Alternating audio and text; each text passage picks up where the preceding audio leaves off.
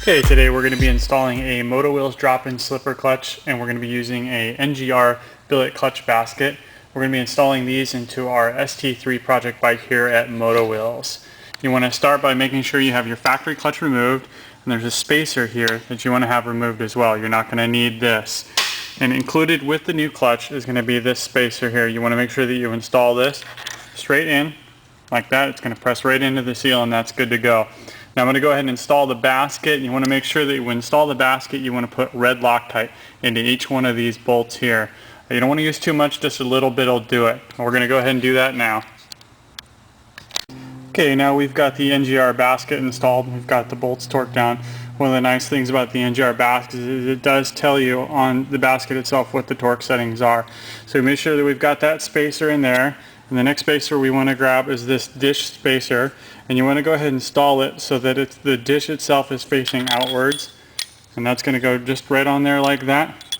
Next thing you want to do is you want to make sure that all the ball bearings are in place in the clutch hub itself, and you want to make sure that they're in there with an ample amount of grease. So we're going to go ahead and check that, then we're going to put that together, and we're going to make sure that it's got a good ramp movement on there. Okay, now that we've got plenty of grease in there, we've got the ball bearings in place, you want to go ahead and check the movement and make sure that this moves nice and free up and down like that when you rotate it, so you know that the slipper action is going to work. You also want to make sure that the steel plate is installed here because it's got 6 tabs that are going to sit underneath the hub. Once you have this all together, then you're basically just going to go ahead and grab it and slide it right in place. Make sure you get it lined up with the teeth, and that's going to go ahead and sit just in there like that. You want to grab your spider spring, and you want to go ahead and install the spider spring in place and let it sit right in there so it drops right into the tabs, right into the right spot there. Now at this point, depending on what bike you're using, you're going to have one of 2 different nuts.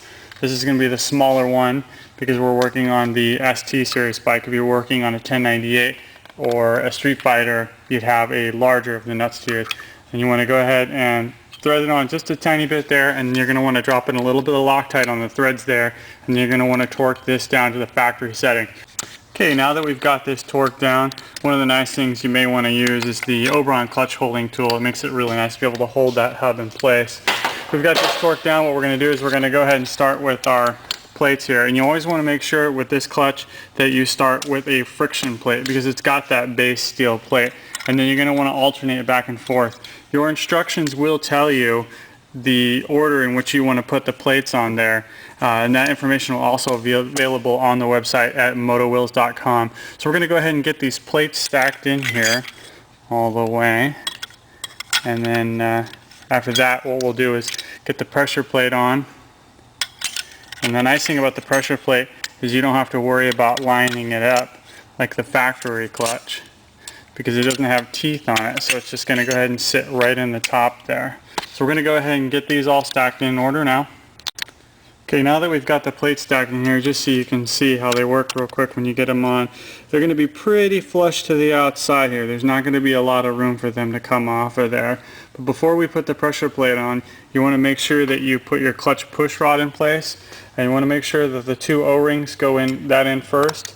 That's going to go all the way in and slide in place. And when you want to make sure that you already have the push rod pin installed in the end of the pressure plate.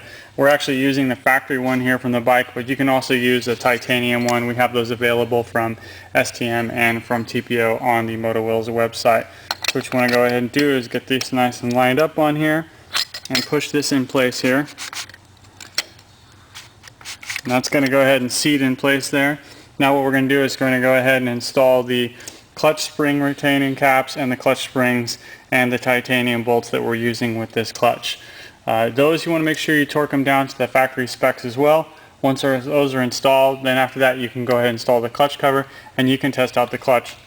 Here you can see the final product installed. This is the Motowheels drop-in slipper clutch. We've used the NGR billet clutch basket, and this is the Corse Dynamics Shredder clutch cover. Now another good thing you can do to this that we do have other videos for is the Oberon slave cylinder, which will also help with the clutch pull and give you a nice feel in the lever. Now it's time to go out and ride this bike.